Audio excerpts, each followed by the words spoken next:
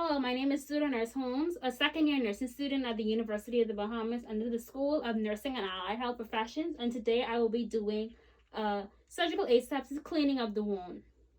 And first and foremost, I would have already completed my surgical asepsis hand wash, and I would just like to give some background before I actually get into the cleaning of the wound based on what I would have actually done to prepare my sterile field and to ensure that I maintain all the principles of asepsis. So in gathering my supplies, I would have made sure to ensure that the sterile packaging tray, wound care tray that I would be using to complete this procedure would have been autoclaved by CSSD. And to know that the tray would have been autoclaved, it would have a black marking on it and the date that it was autoclaved. So I would have checked the date to make sure that it was autoclaved. I will also check to make sure that it is not soiled, there's no visible soiling, that it's not wet, that it was not open or tampered with, because that will be considered contaminated and I will have to return that wound care tray and retrieve another one. So that is very important when carrying out wound care asepsis. Additionally, what I would have done was I would have checked all of my necessary packaging to make sure that they were not open, like I would have mentioned, not contaminated, not wet, not soiled, and not tampered with, because I would not be able to use those. So I would have checked my cotton tip applicators packages, I would have checked my gauze, I would have checked my sterile glove packaging, as well I would have checked my saline solution. And in checking these, I would also be checking for the expiration date, as you do not want to use any expired materials while conducting this wound care procedure. I also would have made sure to check my saline solution to ensure that it was not open, and if it was open, to make sure that the time was not more than 24 hours. As if it is more than 24 hours, you would discard of that bottle of saline solution. I also would make sure to check for the clarity and make sure that there's no particles present. So normal 0.9% normal sodium chloride should be clear, and there should be no particles present in the saline solution. Additionally, when actually preparing my tray and making sure that I would make sure that I hold the bottle towards me to ensure that I'm reading and looking to see what I'm pouring. Also, I would only pour enough saline solution to make sure that I am able to wet my cotton balls that I'll be using for the procedure. And as you want to be as economical as possible as nurses, as we want to save as much as we can while still being able to get the job done, that is also a part of our job as nurses. Additionally, what I would have done was I would have prepared all of my gauze, my cotton balls, which will be used to clean and dry the wound. Additionally, I would have prepared my tape, as this will assist me with not having to prepare the tape during the procedure for the wound dressing. Also, on my third row, I would have the only thing that is there is my dirty forceps container, which contains HDQ mixture solution, and this HDQ solution would have been prepared prior to the procedure, and that's what have been used to clean down the trolley. And the solution is mixed 30 milliliters of HDQ solution to 1 gallon of water. And like I would have mentioned, I would have taken some out to clean my dirty forceps in once I would have completed the procedure. I also have my garbage bin to my right hand side, seeing that I am right handed and that is my dominant hand. I have my garbage tape onto my right hand side to make sure that it's easy accessible and I don't have to overreach while I am performing the procedure. So my garbage bin is already taped onto my second layer of my trolley. Additionally, I would have already done all of my preparation for the procedure. So I would have already checked my doctor's order, and this would have been ordered a normal saline dry dressing. And with the normal saline dry dressing, like I would have mentioned, with the saline, I would have already checked the saline. Some other prior procedures that I would have already done, just to make mention of, I would have already screened the room for privacy. So in an actual hospital setting, either it will be a private room, which you will close the door, or if there's a screen, you will screen the area. So I would have already the door is closed in this setting, so I would have already closed the door. And I would have also made sure that the fan is off, so there's no fan on. I would also make sure that the area is clutter-free and that I have my sterile trolley close to my patient's bedside so that I don't have to ever turn my back on my trolley, and also so that I don't have to reach too far. So I want to make sure that my trolley is at a suitable distance. I would have already cleared all clutter area, and I would have made sure that my area is clean prior to completing this procedure. And like I said, the fans would have already turned off. I would have already provided privacy for my patient, like I would have mentioned. So Ms. Brown, I will now begin the wound care procedure. Is that okay? Okay, and she expresses that that is okay, and I would have already lowered the bed rails in an actual hospital setting, as I would want to make sure that I can easily access the wound. Additionally, I would make sure that my patient is not lying flat, however, in like a low fall, so like about 30 degrees. So I want to make sure that my patient is in a suitable position that is not contraindicated for the patient's condition, and I will make sure that the wound is accessible. So the wound is accessible, and like I said, I would have already provided privacy, as our patients have a right to privacy, and we want to make sure that we provide the privacy that the patient deserves while conducting this procedure. So now I will actually begin the wound cleaning procedure, and like I would have already mentioned, with my sterile area, you would see a red marking that is around the border, and what that indicates is the area of contamination. So the 1-inch border around my sterile field is considered contaminated. So I would already prepared my tray and my sterile field, and I have my 2 forceps that I will be using to conduct this procedure. And the tips of my forceps are considered sterile. However, the handles will be considered contaminated because that is what I will be using to handle my forceps. So now I'm actually going to begin the cleaning procedure, and also prior to this procedure, I would have asked my patient if she's in any pain, and she noted that she's in no pain and she's comfortable and she's okay with me doing this procedure. And during my procedure, although I don't have an actual patient, I'll still be talking to the teddy bear during the procedure as if I would have done within a real setting. So now I'm actually going to begin the procedure. And like I said, I have my forceps, and the tips are considered sterile and the handles are considered contaminated.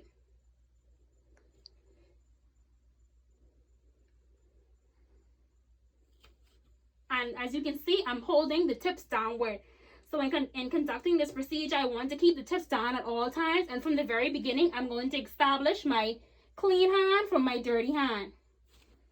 So since I am right-handed, my left hand will be considered my clean hand, and this will be the hand that I will keep over my sterile field, and my right hand will be my dirty hand, and this is the hand that I'll be using to actually clean the wound. So I already have my saline solution poured into my receptacle. So now what I'm going to do is transfer the necessary cotton that I need to clean this wound, as I would have already assessed the wound, and I will give an assessment of the wound at the end of this video.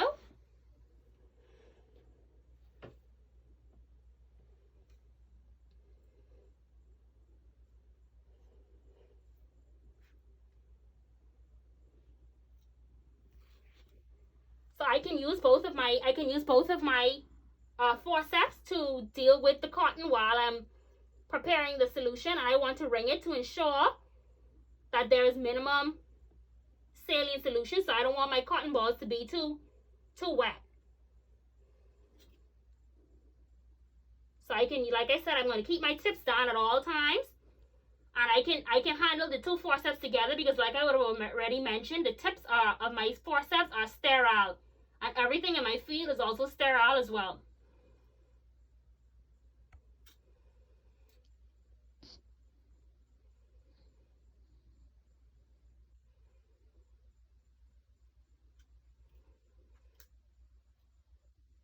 However, once I actually begin my procedure, my sterile forceps should never touch my dirty forceps, or else this procedure will be considered contaminated and non-sterile.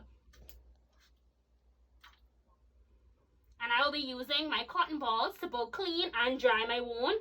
And my wound is pretty clean, so it won't need too much cleaning. As like I said, I would have already assessed my wound, and in assessing your wound, you should take note of how much materials you will actually need. So if it's actually a bigger wound, you will need more cleaning materials, and you will also put some extra materials on your second layer, which I do have, like I would already previously mentioned. So I'm just making sure that I don't have too much solution in my cotton gauze.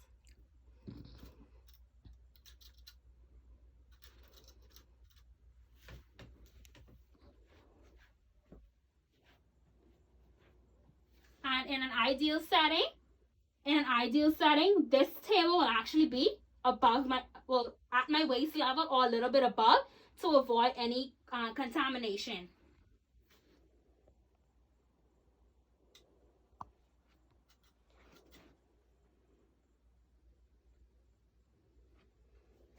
And like I said, I want to make sure that my tips are down at all times. So now I'm going to actually clean from the top to the bottom in a systematic way. So one smooth motion down. I'm going to clean from the top of my wound to the bottom of my wound in the middle. So I'm going to clean the middle first. And one smooth motion down. And I discard.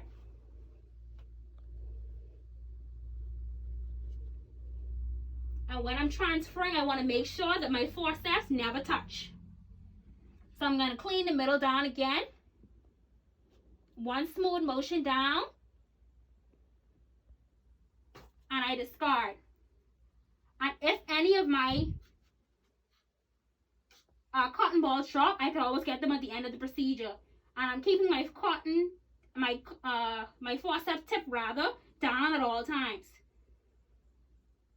And a smooth transfer. So now I'm going to clean the area furthest away from me to ensure that I'm not overreaching. So I'm cleaning, and I'm cleaning one smooth motion down. And I discard. And that, the areas outside of the wound is also considered the peri wound. So I transfer my forceps, and like I said, my forceps tips are down, and I make sure that they never touch, and I make sure that I get a good grip on my cotton ball. So now I'm going to clean the area closest to me. Miss Brown, you're doing good. You're doing good. The solution is a little bit cold, but it will be done shortly. So I discard. So now that I would have already cleaned my wound, I will now begin the drying process, and I will dry the same way that I would have cleaned. And noticing that throughout my procedure, I never exchange my clean forceps with my dirty forceps, and that is very important as that can cause contamination.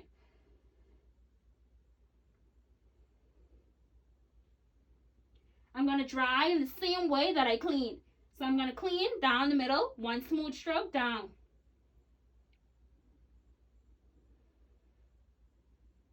And I drop. I'm going to clean down again. And like I said, I'm making sure that my forceps never touch. So I'm going to clean the middle down, making sure that my wound is dry. And I drop.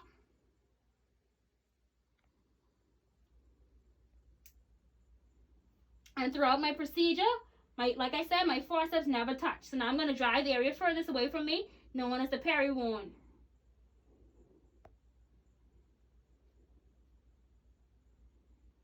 And this is the last one that I'll be using to dry.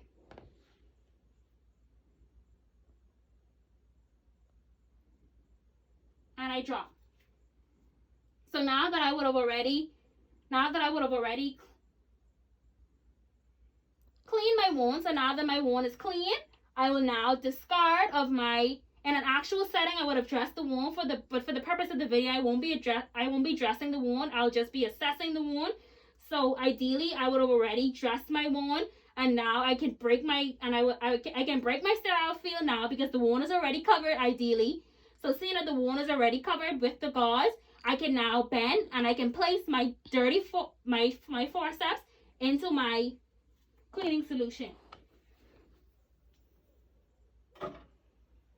So now I will be doing an assessment of this wound, and I will be using the Bates Shenson assessment tool.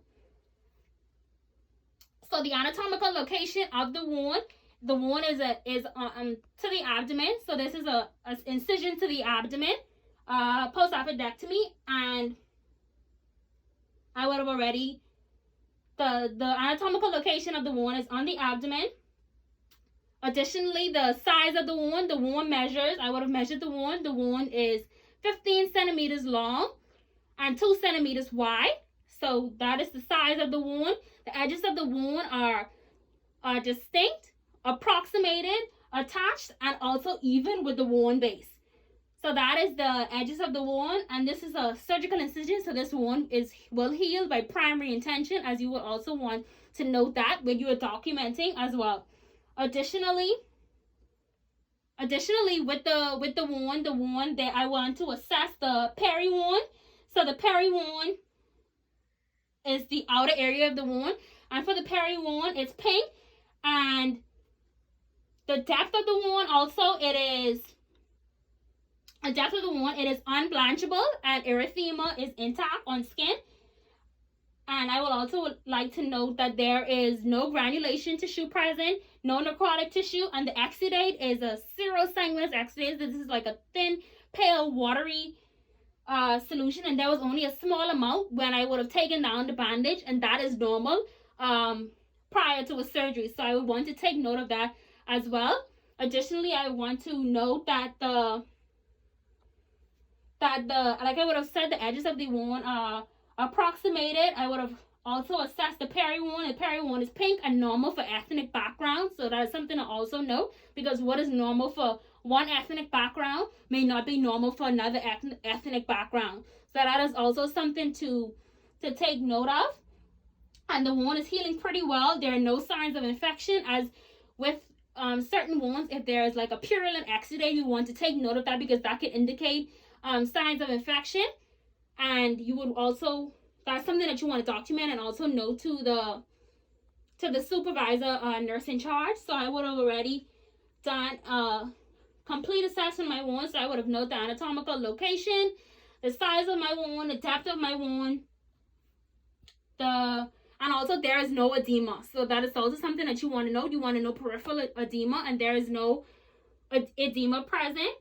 And that is my wound assessment. And I also would like to note, this wound that would have been dressed, and if it wasn't for this video, the wound would have been dressed. And in dressing the wound, I will additionally, when I'm completed, I will make sure that my patient is comfortable, and make sure that my patient is in no pain. The tape is not too tight on the dressing, and I will also put up the bed rails, as I would have lowered the bed rails. And like I said, make sure my patient is comfortable.